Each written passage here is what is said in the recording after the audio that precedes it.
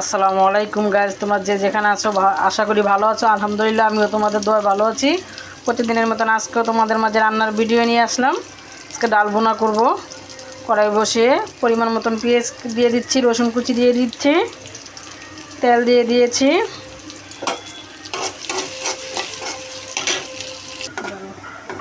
দেখো ডালের জন্য পেঁয়াজটা রসুনটা ভাজা ভাজা হয়ে গেছে। এখন ডাল দিয়ে দিচ্ছি।